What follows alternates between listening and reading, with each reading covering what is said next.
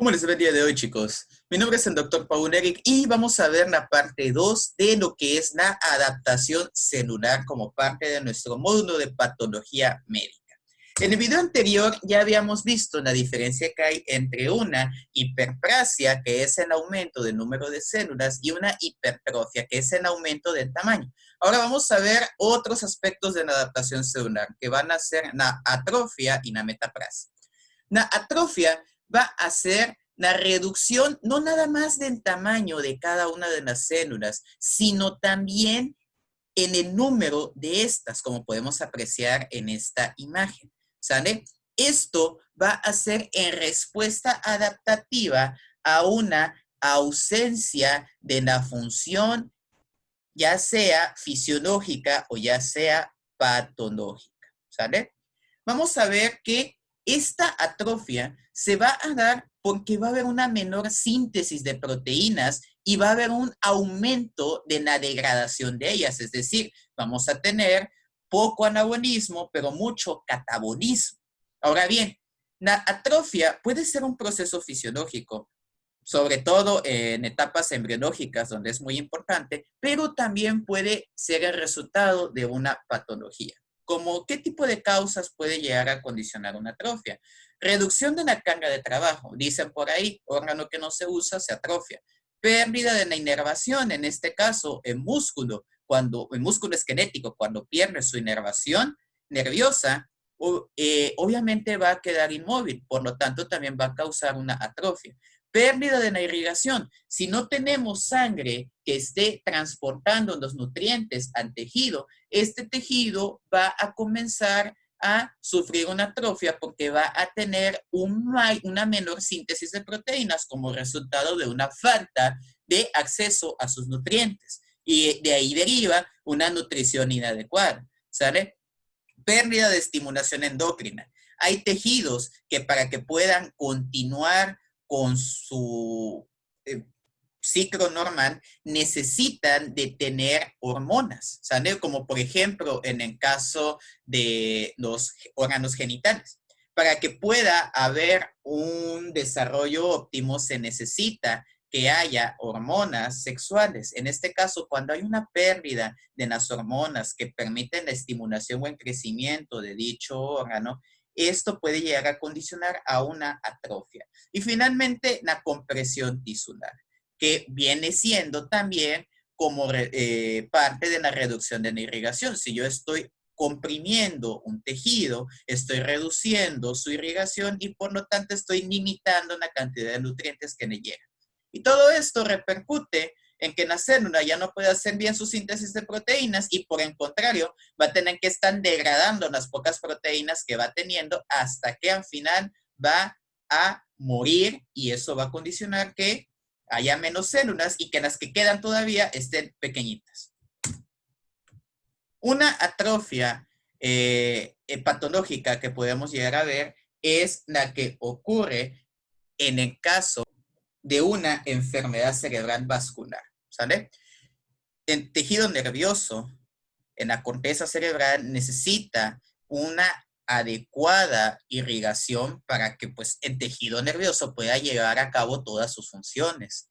Cuando esta irrigación se ve comprometida, como en este caso que hay microinfartos que están limitando la disponibilidad de la sangre, vamos a observar cómo va a haber una pérdida de la sustancia encefálica teniendo circunvoluciones cerebrales. Y se dan cuenta las circunvoluciones que tiene, están muchísimo más pronunciadas y ensanchadas, ¿sale? Que si lo comparamos acá de lado a su izquierda, acá nosotros vemos lo que sería una corteza cerebral normal, con las circunvoluciones presentes, pero si se dan cuenta, no están tan profundas y remarcadas como aquí. Acá ya hay pérdida como tal del tejido, lo que va a condicionar a manifestaciones que se asocian a demencias, ¿sale? Es decir, pérdida de funciones cognitivas, ¿sale? Ahora, vamos a hablar de la siguiente respuesta adaptativa que va a ser la metaplasia. Una metaplasia la vamos a definir como un cambio reversible en el que una célula diferenciada, ya sea de un epitelio o ya sea de mesénquima, se va a reemplazar por otro tipo celular. puede ser una sustitución adaptativa de las células que son sensibles al estrés por otros tipos celulares que resisten mejor este entorno adverso. Como nosotros podemos apreciar gráficamente, una metaplasia va a ocurrir cuando, si normalmente acá, por ejemplo, había un epitelio aplanado simple, una metaplasia va a ser cuando este epitelio aplanado simple que debe de estar acá, ahora va a ser reemplazado por otro tipo de epitelio. En este caso, acá estaríamos teniendo un epitelio estratificado. ¿Sale?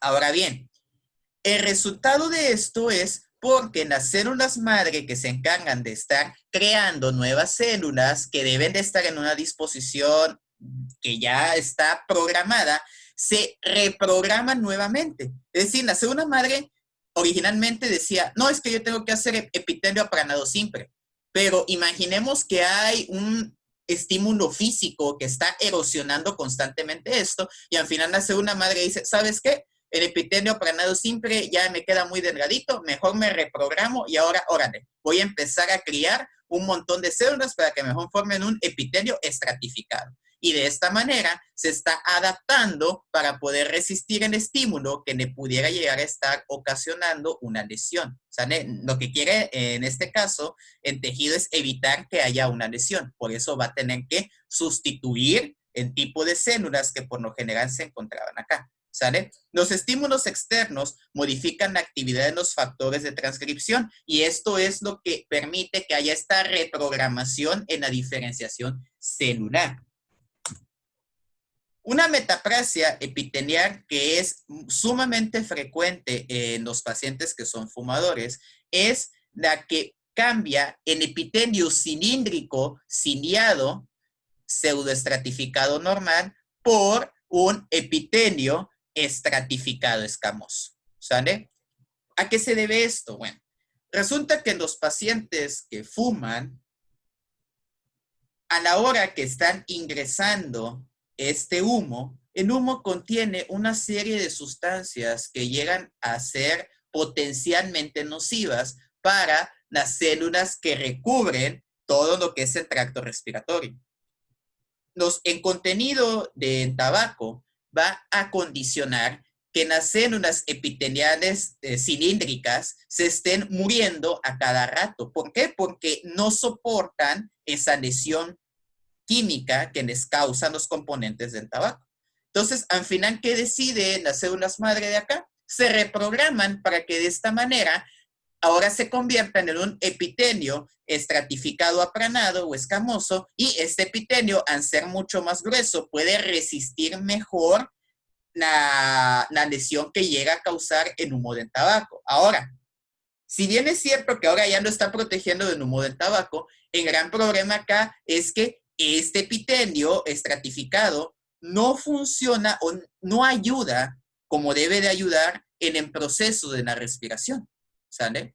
Entonces, a lo mejor sí te está protegiendo del humo del tabaco, pero ahora ya no, como precio por ello, ya no va a estar funcionando como debe de funcionar en tu vía respiratoria.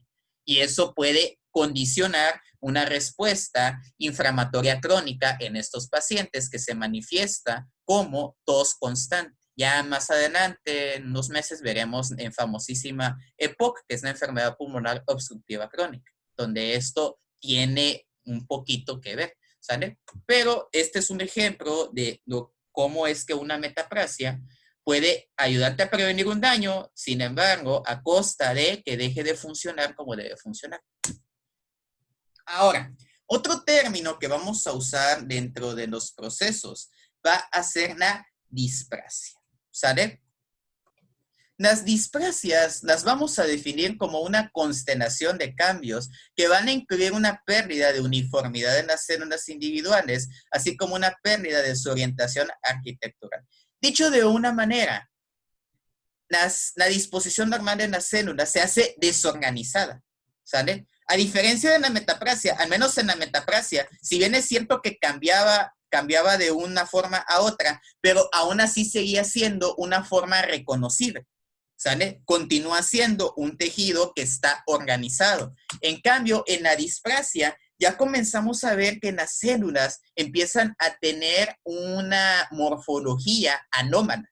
Es decir, ya no se parecen a lo que debería de parecerse a alguna célula del cuerpo humano.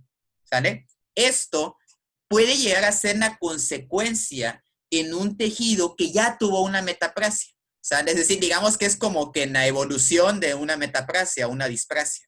¿Sale? Y esto puede llegar a ocurrir cuando el estímulo que estuvo causando en la metaplasia continúa y continúa y continúa. Y esta displasia, obviamente, acá ya estamos teniendo una célula que ya está teniendo unas alteraciones a nivel celular y en su arquitectura. Y estas células ya no trabajan como deben de trabajar y están a un pasito de convertirse en cáncer. ¿Sale? Ahora bien, esta displasia, cuando continúa estando limitada por la lámina basal, la membrana basal, que es el tejido conjuntivo que tiene todo epitelio, vamos a considerarla como una neoplasia preinvasiva y la podemos llegar a denominar como un carcinoma in situ. ¿Por qué? Porque en la displasia las células ya han perdido el control. ¿Sale? Ya las células ya no están haciendo lo que deberían de hacer y van a empezar a tener tendencia a multiplicarse. Cuando comienzan a multiplicarse y rompen la membrana basal, entonces acá ya estamos hablando de una lesión invasiva. ¿Sale? Si bien es cierto que en la mayoría de las displasias tienen un comportamiento maligno, no todas forzosamente van a ser cáncer. ¿Sale? Sin embargo, en medicina, todas aquellas lesiones que ya son displásicas, por lo general se recomienda quitarlas. ¿Por qué? Porque si se dejan ahí, ya el riesgo de que se conviertan en cáncer es muy elevado. A lo mejor no irá a progresar, pero no es lo común. Lo común es que sí se conviertan en cáncer. ¿Sale? Ahora bien, ya por último vamos a tener la anaplasia. Anaplasia ya es sinónimo de ser una cancerígena. ¿Sale? ¿Por qué? Porque si bien en la displasia empezaba a haber una diferenciación celular anómala, en la anaplasia las células han perdido por completo su diferenciación celular. Es decir, han perdido por completo no únicamente en la morfología, sino la capacidad de poder funcionar y de autorregularse. Estas células ya lo único que van a comenzar a hacer va a ser multiplicarse como locas y van a empezar a robar sustratos para poder conseguir ese fin, dañando otros tejidos. Y no únicamente eso, sino que estas células, como ya han perdido su diferenciación, pueden transformarse en otro tipo de células acumulando una serie de mutaciones y pueden inducir mutaciones en otras células que estaban previamente sanas, lo que se conoce como metástasis. ¿Sale? Entonces, si nosotros hablamos de anaplasia, anaplasia ya es como que lo peor que le puede llegar a pasar a una célula, porque ya es una célula cancerígena. ¿Sale? Esto sí, todas las células que son anaplásicas ya son malignas. ¿Sale? En las displásicas todavía era así como que veremos, pero ya si hay anaplasia, es decir, ya hay una pérdida completa de la diferenciación celular, y es decir, tú ya ni siquiera puedes distinguir si esta célula es de un pulmón, es de un corazón, ya no puedes. Ya es una célula que de plano no tiene ni forma, ¿sale? Ahora bien, vamos a hablar ahora de lo que van a hacer las lesiones celulares que van a ser irreversibles, es decir, la necrosis y la apoptosis. ¿Cuál es la diferencia entre una y otra? La necrosis va a ser un evento patológico, ¿sale? Es un evento patológico donde las células sufren lesiones graves a su membrana. Va a haber enzimas lisosómicas que van a digerir la célula de adentro hacia afuera y por lo tanto el contenido de la célula que sobre va a salir al exterior, ¿sale? Es decir, queda la célula completamente apachurrada. Ha perdido su membrana y lo poquito que le queda de citoplasma pues queda ahí regado. ¿Sale? Ahora bien, la apoptosis va a ser una muerte celular programada. Y como es programada, es planificada, va a ser limpia y ordenada. Es decir, las células van a destruirse a sí mismas mediante una disolución primero de su núcleo y posteriormente lo que quede de la célula se empezará a fragmentar conservando su membrana para que de esta manera sea más fácil eliminar estos detritos o restos celulares por parte del sistema inmunológico, principalmente por los macrófagos, ¿sale? Entonces, necrosis, respuesta patológica; apoptosis, una muerte programada. Necrosis, queda todo batido; apoptosis, queda todo ordenadito y limpio, ¿sale? Ahora bien, acá vamos a tener en este cuadro las diferencias que hay entre una y otra, ¿sale? Si se dan cuenta, en la necrosis va a ser el resultado de una lesión que va a ser progresiva y que se va a terminar haciendo irreversible, lo que va a condicionar a que la célula pierda su integridad en la membrana y que sus propias enzimas digestivas que tienen su citoplasma se activen, haciendo que todo se licúe y lo que sobre del citoplasma queda en el exterior, ¿sale? Queda batido en el líquido extracelular. Ahora bien, en la apoptosis vamos a tener que el propio núcleo celular activa distintos mecanismos que van a hacer que el núcleo se disuelva y que poco a poco lo que resta de citoplasma empiece a empiece a separarse como por pedacitos y cada uno de esos pedacitos va a conservar su membrana. Esos pedacitos se conocen como cuerpos apoptósicos y estos pedacitos van a ser fácilmente digeribles por parte del sistema fagocítico mononuclear, ¿sale? Acá tenemos, por ejemplo, un fagocito, ¿sale? Bueno. Y la apoptosis puede ser mediada por dos tipos de vías. La vía intrínseca, que está regulada por las mitocondrias, y la vía extrínseca, que va a estar regulada mediante interacciones de proteínas de membrana, principalmente FAS y receptores de factor de necrosis tumoral, ¿sale? Cualquiera que sea el camino, al final va a conducir a que la célula traiga sus cuerpos apoptósicos para que sean posteriormente fagocitados, ¿sale? Por lo general, la vía mitocondrial va a activarse en respuesta a una lesión y va a eliminar a los factores de crecimiento, va a ser en respuesta ya sea a que perdió sus factores de crecimiento, a que hubo lesiones en el ADN o a que hubo un mal plegamiento de las proteínas, ¿sale? Es como un control de calidad. La mitocondria, en cuanto detecta que la célula se está comportando de manera rara, dice, no, ¿sabes qué? Esa célula no está funcionando bien, así que mejor nos vamos a suicidar todos. Así que activa su citocromo C con otras proteínas por apoptosis, activa una cascada de caspasas que van a ser unas enzimas que van a permitir que el núcleo se comience a destruir y finalmente se formen los cuerpos apoptósicos. De igual manera, también pueden otras células reconocer que una de sus compañeras células está anormal o ya no se necesita que esté ahí y también puede estimular estos receptores de membrana para desencadenar igualmente caspasas iniciadoras para igual de culminar en la misma vía, ¿sale? Y de esta manera hemos llegado a lo que es el final de las respuestas de la adaptación celular y las lesiones celulares. Espero que me hayan entendido el video, jóvenes, que les haya gustado y nos vemos en el siguiente video. Hasta la próxima.